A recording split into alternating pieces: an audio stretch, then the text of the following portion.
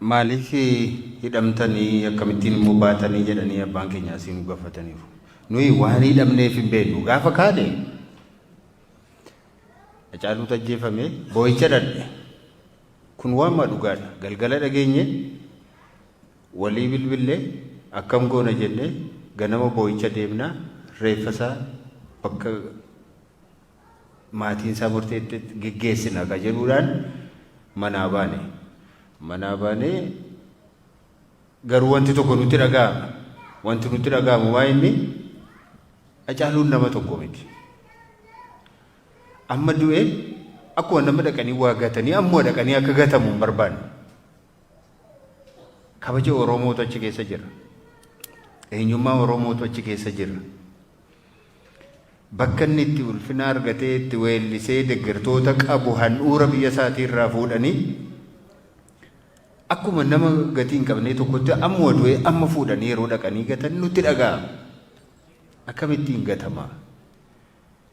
Wannoon isaa yoo addan baane seerumaan illee hakiimiin illee ilaalee waan isaa yoo hin qoranne akkamittiin gatama dhalli namaa? Oromootu gatame jechuudha isa jedhu nutti dhaga'aman. Kanaaf bakka tokko taa'ee reeffi isaa kabajaa Oromoonni ba'aa jiru, inni kaabaa kibba jiru dhufee handhuura biyya isaatiitti nagaatti dhaamee boo'ee gadda isaa ibsatee isa booddee koreen dhaabbatee sirnaan bakka maatiin isaa geggeessetti haa geggeeffamu, reeffi isaa haa boqotuu kan jedhu ture. Osoo nuyi waa'ee kanaa gungumaa jiru dargaggoonni iyyuu karaa kutanii hin darbu jedhanii deebisnee finnee galma aadaa Oromootti gaafa finnee achi ture guyyaa tokko lama bulee geggeessan haa raawwatuuf jennee achi too bira jirru poolisiin dhufeen fudhanna reeffaa nuun jedhan. Maaliif fudhatu jennaan dubbii nutti hin baay'isinaa hin fudhannaa jedhani. Waan baay'eetu ture isa kana keessa deemuun barbaachisaa miti. Hin fudhannaa jaallattanis jibbitanis nuun jedhan. Kanaaf mootummaa wajjin hin lolannan homaa gochuu hin dandeenye. Fudhatanii deeman. Egaa immoo galla nuti eega reeffa fuutanii deemtanii eega geggeessuu hin dandeenye. Bakka itti geessitanii eega nutti hin himne nu immoo gallagaa jennee konkolaataa keenya seennee gaafa deemuuf kaanu asuma turaa nuun jedhan. Turaa nuun jedhanii hiikkadhaa nuun jedhanii eegdota keenya hiikkachiisanii moobaayilii nurraa fudhatanii waan hundumaa meeshaa nurraa fuudhanii qabattoo keenya nurraa yaasanii mana hidhaatti nu naqan. Kanu gaafa ba'u immoo eega gaafa dhannee achitti mana sana eega mana hidhaa seenneeti guyyaa tokko namni waa'ee tokko nuun gaafadhe. Anaan gaaf tokko illee waamanii na gaafataniiru. Jawaariin immoo maqaa masaa hin gaafanne akkasumatti maqaa isaa waan beekaniif Jawaar Mahammad jedhanii barreessan malee gaaffii tokko iyyuu hin gaafanne. Gaaffii tokko waa biraa dhiisaati. Akkasumatti hin teenye waggaa tokkoof ji'a ja'a teenye jaarsoliin gaaf tokko ganama dhufan. Dhufanii kun har'a jalqabdanii mootummaa murteesseeraa ba'uuf deemtuu isin baafna jedheera isin hiikna jedheera mootummaan jedhan. Mootummaa maaliif isin dhamaasa ree? Eega nu hiikuu barbaade xalaa barreesse mana murteetti ergee manni murtee suni hiiki jedhee mana sirreessaatti barreessuu duwwaadha. Isinii maa dadhabdanii? Maaliif isin dadhabsiisa mootummaanii jenneen? Dhaqaatti maa jennaan dhufnee jedhan. Waan nutti himtan hin qabdanii. Waan haasofnu hin qabnu. Dubbiin dhumaadha. Nu hiikuu barbaade miti. Amma garaa isaatii nu hiikuu barbaade miti. Gadhiisaa jedhee mana sirreessaatti barreessuu malee isinii hin dadhabsiisuun irra hin turre jenneen jaarsoliidha. Kana jedhanii jaarsoliiyyuu lollee jennaan jaarsoliin naqanii waan isaan jedhanis dubbatanis baay'ee quba hin qabnu. Achi gara ji'a tokko yoo nu tursanii galgalma tokko dhufanii kottaa ba'aa nuun jedhan. Gaafa baay'eedhaan bakka itti gallu iyyuu hin qabnu nuyi mana itti gallu iyyuu hin qabnu. Anis mana hin qabu, innis mana hin qabu, Hamzaanis hin qabu, hin qabnu mana itti gallu iyyuu hin qabnu nuti. Lafuma itti gallu mana illee kireeffannaa moo nu obsaa kaa guyyaa akkasii baatu jettanii nutti hin himne jennaan hin ta'u amma deemtu jedhan. Hin deemnu hin baanu hin baatu maleedha. Waan ajaa'ibaati dhugaa isinitti himna. hin baatu har'uma baatu malee asin bultan eessa bullaa si baane moo nama mana qabu miti jennaan hin baatu yoo hoteela ta'e hoteela baasin bulchira malee asin bullu hin baatu malee akka kanaatiin halkaniin dirqamaan wadduma kenna jala galanii poolisiin ni guguddaan mas gaggabu kun akkumatti lafa wal nu fuudhanii nu rarraasanii nu fuudhanii ba'an dhaganii yoo konkolaataa keessa nu kaan isa dhugaa isinitti dubbanna humnaan dirqama waan akkumatti bobaa kana jala qabanii lafa nu hankaaksanii fuudhanii dhaqanii wannoo keessa nu buusan konkolaataa keessa hin bu'uudhee jawaarachi wannoo sana keessatti hammam maal akka ture namoota yeroo sana argan duwwaatu beeka kana ture dubbichi hin beeknu maaliif akka nuyi hin beeknu maaliif akka nuyi kan isin beeknu garuu wanta nuyi tilmaamnu yeroo baa Oromiyaa kana Harargee fi Arsiifaa kana keessa deemnee yeroo uummanni hambisuun yeroo nutti birmatee haasaa keenya dhaggeeffachuudhaaf tumsa keenyaaf yeroo inni ba'u gaafa arganii jarri hin danda'amanii mo'amneerra akkas taanaanii jedhanii sodaataniiru. Kanaaf sababa barbaadanii akka nuyi hamba filannoon darbutti mana hidhaa akka nuyi turru barbaadaniiru. Kanumaaf hin milkaa'anii nuun mana hidhaatti nu naqanii waajjiraalee keenya cufanii hooggantoota keenya gara biraas hin hidhanii godinaalee irra warra jiran waajjiroota keenya hundumaa cufanii qofaa isaanii filannootti dhiyaatanii qofaa isaanii waliif ofii isaanii wajjin hin dorgomanii mo'anii kan nuyi quba qabnu kana akka kana taanaan yeroo baay'ee fudhachuuf hin deema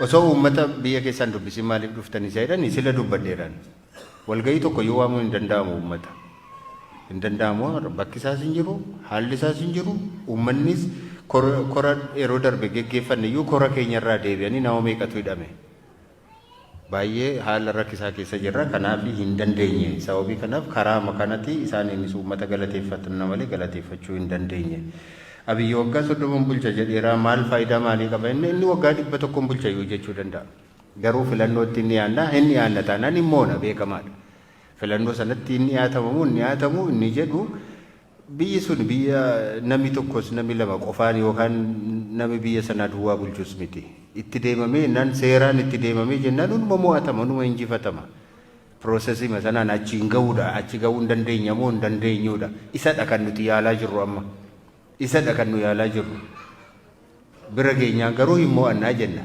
yoo karaa sana ammas hin bunnaa ammas hin annaa ammas akkas goona jennaan immoo malli biraanis jira mitiire malli biraan jira kanaaf garuu ijibaachuun barbaachisaadha hin danda'amuutii jennee yaaddannu nuyi Itoophiyaan diina Oromooti Oromoon diina Itoophiyaattis hin jennu nuti nuyi sirni amma jiru kun nu hacuuceera kaleessas nu hacuuceera har'as nu miidhaa jira garuu biyyi tokko akkuma jirutti sirna isaati malee diina keessanii yookaan diina keenya jenneen fudhannu nu saboota biroo wajjin hin nagaa jiraachuu dandeenya sirna hunduma keenyaaf ta'u immoo jaarrachuu dandeenya inni yaadna hin danda'ama obboloota keenya hedduutu jira paartiilee hedduutu jira kan wajjin hojjechaa jirru jira nummoo akkaataatti yoo milkoofnee fi biyya sana akkamittiin waliigaltee haaraan ijaarrachuu akka dandeenyu hin beekna bifa maaliin akka itti deemnu tarsiimoo hin qabna akka sanaatiin hin deemnaa jennee yaadna nuyi abaluu waliin diinas jennee yaadnu abalus diina keenya jennee yaadnu sirnadha sirna sana waliin immoo ittiin falmaa jirra sirna sana immoo ofirraatiin geggeessina jennee abdii kanaatiin deemna jechuudha marroo waliin hin haasofsiiftuu isii asii deebitanii jedhan maaliif hin haasofsiifnu obboleessa keenya miti maaliif hin haasofnu waliin garuu haasaan keenya faayidaa qabaayi maaliif kan nuyi dhiibbaa gochaa jirru warra mootummaadhaan TPLF wajjin hin haasawaa jirta marroo wajjin isaasayii wajjin haasa'uun dirqama tokko waliin haasaanii tokko waliin immoo hin haasa'u jechuun hin danda'amu kanaaf waliin haasaa jennee dhiibbaa gochaa jira akka lola dhaabanii fi kan nuyi lamaan isaanii irratti kan nuyi dhiibbaa gochaa jirruu fi taa'aatii mootummaadhaan maaltu ijoollee kana bosonatti galchee gar tokkoon beektu mana irratti gubaniitu akkamittiin bosonan seenu namni manni isaa eega gubate eessa dhaqamee namni bosona balee bakka deemu eessa qaba Kanaaf gar tokkoon akka namni bosona seenu gochaa maaliif bosona seenee kun shiftaadhaa kun diinaa kun shaneedhaa kun maaloodha jechuun hin danda'amu. Rakkoon mootummaa bira jira. Taa'aatii kana haasaa maaltu bosonatti geessee maaltu bakka rakkoon kun rakkoo siyaasaati siyaasumaan hiikkadhaa jenneetu isaaniin gorsina nuti. Kanaan addunyaanis dhiibbaa akka irratti godhu kan nuyi gochaa jirruuf dippiloomaasiidhaan karaa kanadha. Warri tumsan warri gargaaran akka isaan kana hubatan kan nuyi gochuu barbaannus isuma kanadha jechuudha. Kanaaf gaaffilee hafan Jawaaraa deebisu.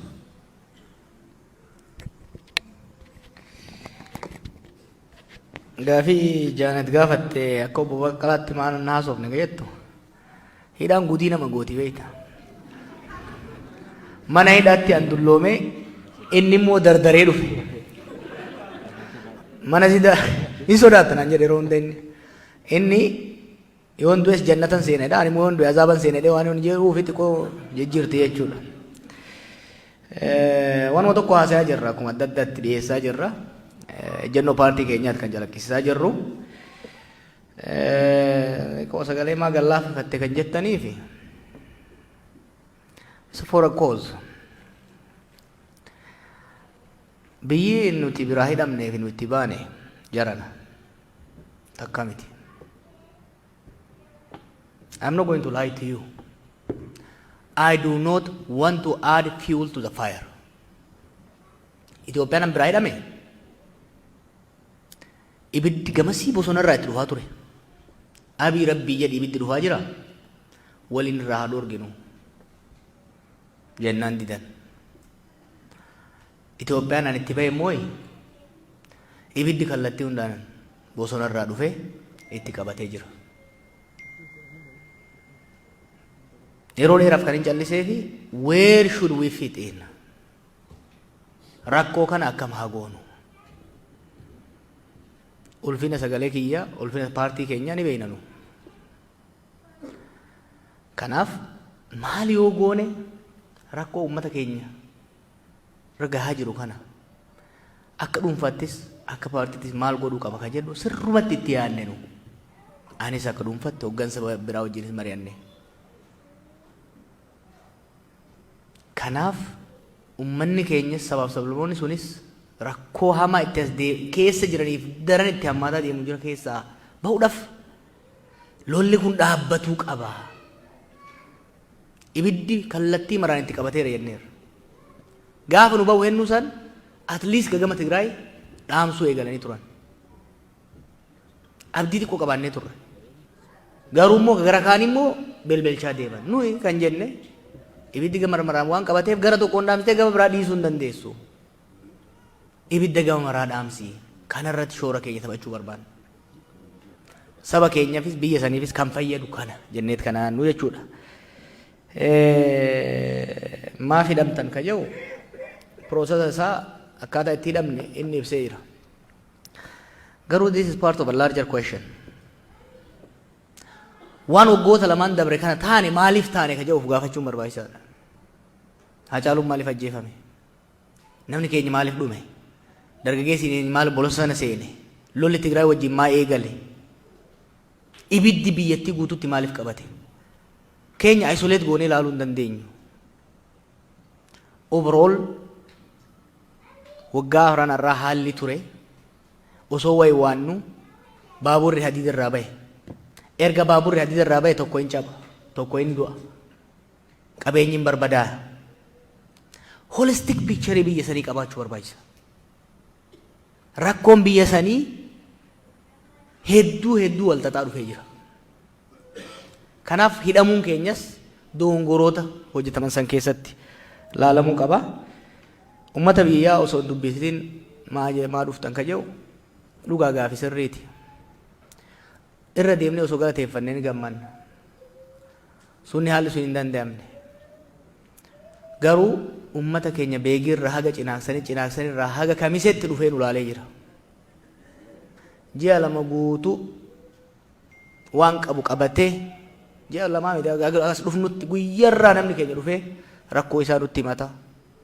Kan falmus hin falmaa, kan galateeffatu hin galateeffataa. hubannaa saba keenyaa yaaddoo saba keenyaa hamma tokko akkuma isin nutti himtan kan nutti himeera uummanni keenya.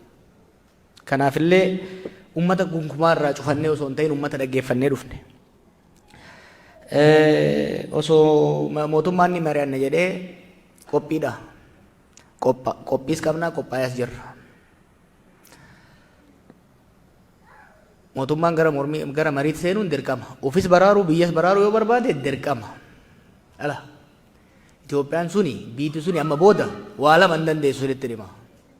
Sirna abbaa irree gateetti ittiin baadhattu hin qabdu, lola itti fufsiisuu hin dandeettu. This is almost law of physics amma biisanitti. Economy has collapsed. Economy collapse godhee waan jiruuf godha. Keessa isin kaalaa ganaa waan biraa jettan. Keessaa hin dhooya. Maaliifi is a consumer state ta'ee jira. Under Mallas it was at least a developmental state, corrupt developmental state turte. Right now production hin qabdu is a consumer state that's consuming itself. Mootummaan gara mariitti dhufee lola dhaabuu baannaan baasiinsaa dabalaa deema, galiinsaa dhaabbataa deema, dhoowwinsaan oolamu. Gara mariitti seenuun inuma dhidhiitatti malee gara mariitti seenuun dirqama. Dirqama jechuudha. One way or another inuma seenu. Kanaaf qophaa'uu barbaachisa. Ejjannoon nuti qabnu maali? Sirriitti yoo nu dhaggeeffattan. Itti mari'annee itti qopheessinee deemaa jirra bara.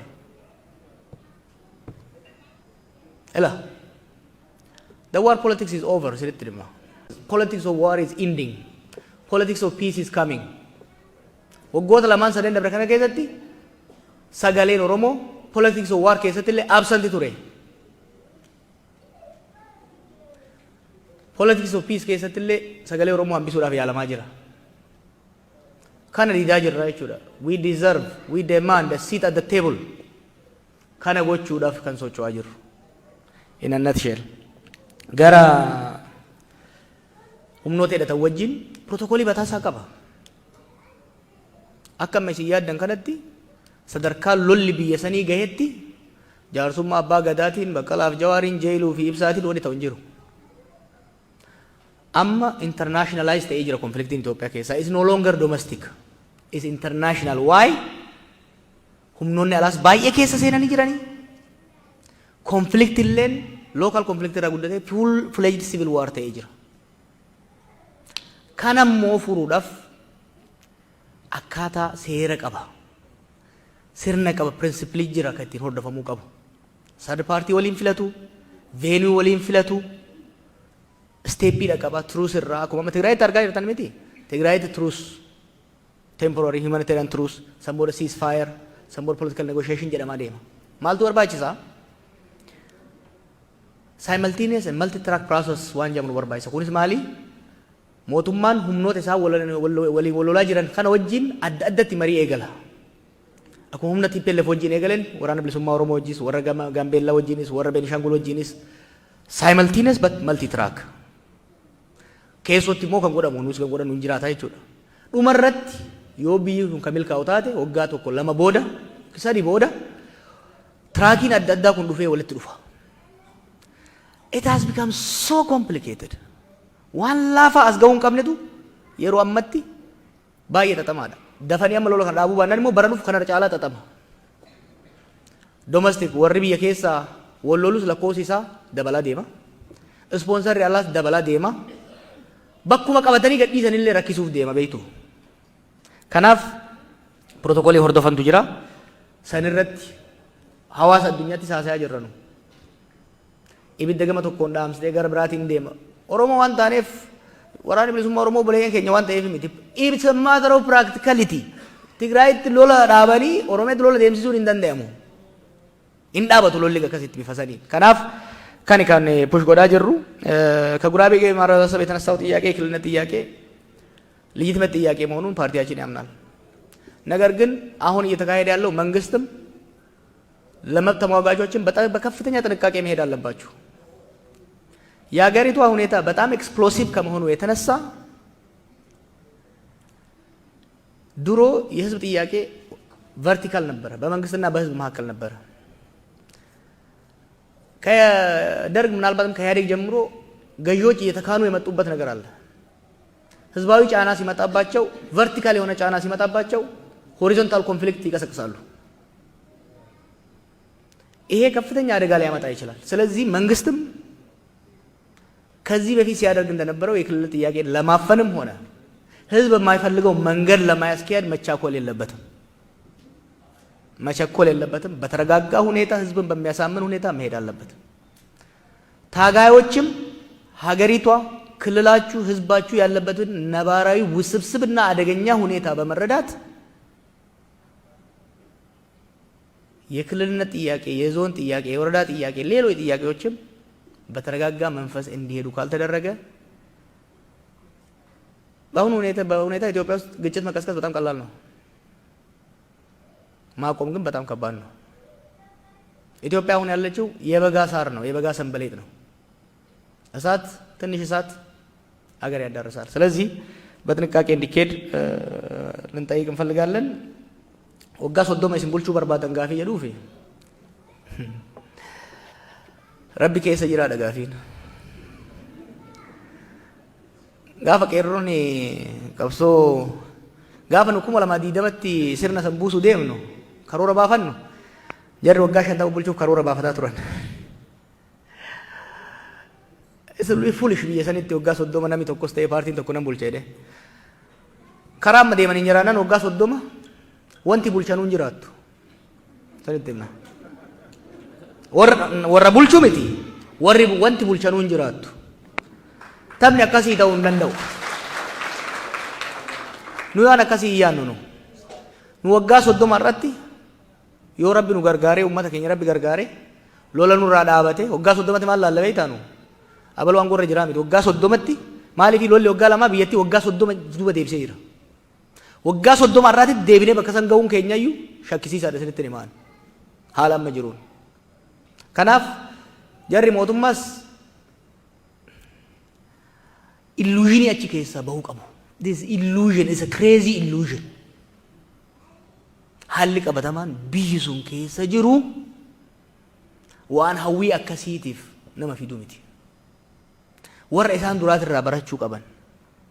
Badii ofiitiin makaraa isaan fidan ofirratti uummata ofii irratti ilaalaa. Keenyas kanarraa of baratanii deebi'uu qabu. Jawaar uummata Oromoo dhagaye ka jetteef nan dhagaya bar.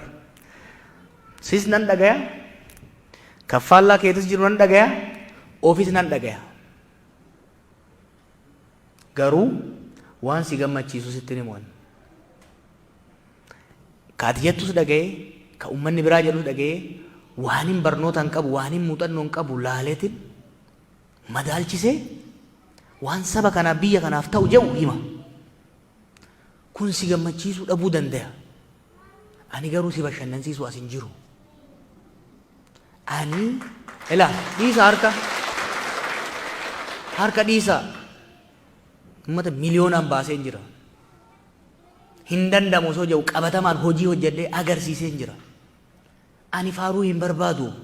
Faarfamee nagayee jira. Bakka amma jirutti umriin amma jirutti yoomin du'aa isaa hin beeku. Sadarkaa amma jirutti qeeqa sodaadhee balaaleffannaa sodaadhee waan uummata kana qilee hamatti galchu hin lallabu'an. Ani waa meeqa keessa dabreera. Waan nan hojjedhe jedhu waan hin baradhe hojitti raawwadhee osoo agartan hojjedhee agarsiiseera. Hojjedhe gaafsanillee osuma akkanatti mormamuu bar hin beeytanii miti. Reefu Girmaan jee ture gaafa biyya kana dhufu OPDOtu erga jedhan. Duula meeqa godhame. Waan tokko madaa odoo kaasuu baanne. Diinoo gaafa Stanford University seenee waan tokko barreessuu eegalu hayyoonni Oromoo 20 wayi ta'an akka Stanford irraa ari'amuuf abbaan isaa nama fixaa jira. Abbaan kiyya bar qaata du'e barreessanii turan bar. I never took it personal and I don't take it personal.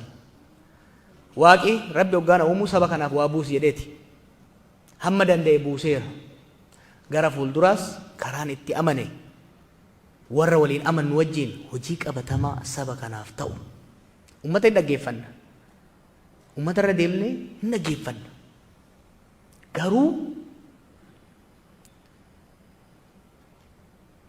waan popular ta'e qofa.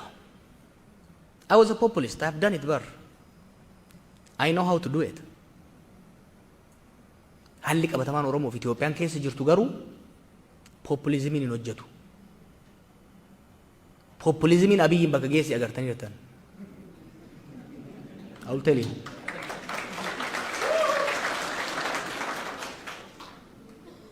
Amma kan barbaachisu nitti himu, it requires honest, serious conversation. Serious conversation. San immoo godhaa jirra. Waan akkana televizyinii osoo hin ta'in quba qubatti hayyoota keenya wajjin, manguddoota keenya wajjin biyyattis godhaa jirra, ammallee hin goona. Haala qabatamaa jirru keessa jiru laallee biyya ceesisuudhaaf kan itti deemu ta'a jechuudha. Waa'ee walabummaa Oromiyaa irratti yeroo tokko tokko waan hogganni birallee hin jedhin jettu bar. Hogganni Oromoo Oromiyaa hin foottoisinaa Itoophiyaa hin diigna jedhu hin jiru. Waan saba keenyatti diina guuruu hin dubbatin Rabbi jedhaati.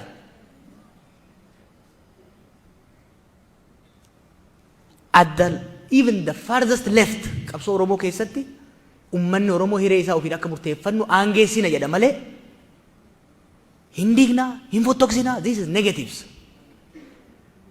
Nuyi garuu akka kaafaa'utti paartiidha nu. Gaafan aktivistii ture humna gama maraa jiru qabadhee deemu waan hin qabuuf veeg ture ejjennoon kiyya. Garuu hoggaan paartii seenu ejjennoo clear ta'ee paartii qabuttan seene. Nuyi Itoophiyaa tokko taate ta federaalawaa taate sabni Oromoof saboonni biroo ittiin of bulchan biyyammoo waliin bulchan jaaruu barbaanna. Ejjennoon keenya veeg ta'uu hin danda'u. Kan hoggaa jennu garuu ummataa murteessinee humnaan irratti fe'ena miti. Yaada faallaa jiru sun bilisummaa qabaachuu qaba, kabajamuu qaba. Ejjennoon nuti Oromoof qabnu kan Tigraay irratti qabnu tokkuma. Biyya Itoophiyaatiif sablammoota Itoophiyaatiif wanti gaariin sirna federaalawaa dimokiraatawaa ta'e kan sabaaf sablammoonni itti of bulchan jaaruudha jenneeti kan amannu jechuudha. Ka maaliif tuur kana yeroo ammaa gootan rakkannee bara. Yoo achi turre maaliif nurraa turtan maan dhufnee jedhama. Yoo dhufnu immoo maa dhuftanii jedhama. Ela isin yaanne isin dubbisuu barbaanne tokkoffaa yaada qabnus dhiyeeffachuu barbaanne kanaaf dhufne. Ka waboo wajjin nuyi waboo gargaaruu hin dandeenyu. Nuti paartii karaa nagayaatiin galmaa'ee seera biyya sanii kabajee hojjetu. San qofa osoo hin ta'in waboo wajjin garaagarummaa tooftaa qabna. Nu qabsoo nagayaatti amanna. Isaan qabsoo nagaa hin hojjanne jedhanii qawwee kaasanii qabsoo hidhannootti jiru. Akkasii miti. Nuyi akka paartiititti tooftaa fudhannee jira. Tooftaan biraa dogongora jennee amannu. Garuu why don't you give us credit? Biyya xiqqoo wayaa nagayaa dubbachuun waboo jettee yaamuu dhiisii cinama goruun nama ficcisiisu keessatti nuyi bar paartiin keenya bar koongirasii taa'ee ejjennoo tokkoon wanni shanee jedhamu hin jiru waraana bilisummaa Oromoo malee jenne barnu. Where were you? San qofa miti bar. Dargaggoonni kun waraanni kun dhiibameet bahee shiftaa miti. It's not a rebel without cause. It is a rebel with just cause. The government must sit down and negotiate jenne. Finfinnee teenye diaspora teenye mi bar. Finfinnee 4 kilo cinaa teenye dubbanne bar kana. We know what we're doing. Garuu warri waboo deeggarreettan akka ijoollee san hin miinetti of eeggannoo godhaa. Because we know what's going on. Hin qoqqoodinaa ijoollee isinitti himna. Walitti hin naqinaa. Leave them alone.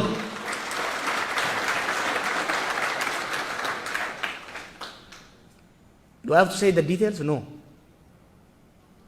Waan hojjetamu ala kanatti eega dhufne waan agarre baay'ee jira. Waan nama qoqqoodu. Waan nama lubbuu fi kennee jiru gartuutti qoqqoodee wal ficcisiisuudhaaf shira mun beeyna bar. Ta'a keessaa kana. Nu miti kan ijoollee san miidhaa jiru. Nuyi hamma humna keenyatti hojjechaa jirra. Namni hojjetu waliin lolu kataa'ee odeessuuf nama walitti naqa. Isinitti himaa.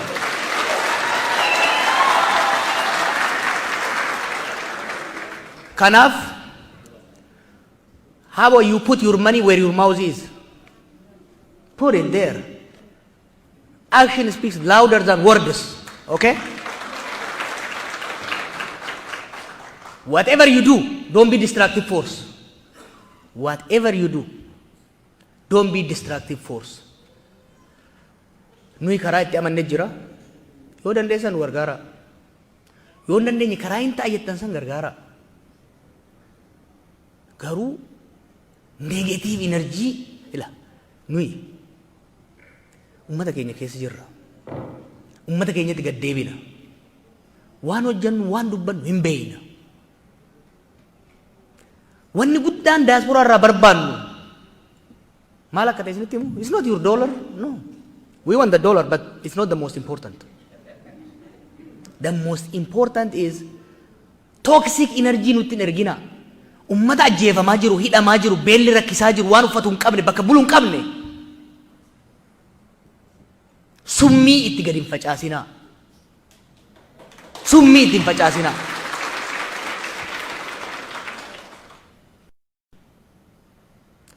Show your love for Oromumma. Show your love for your brother and sister. Show solidarity. Kanuan jedhaa galatooma.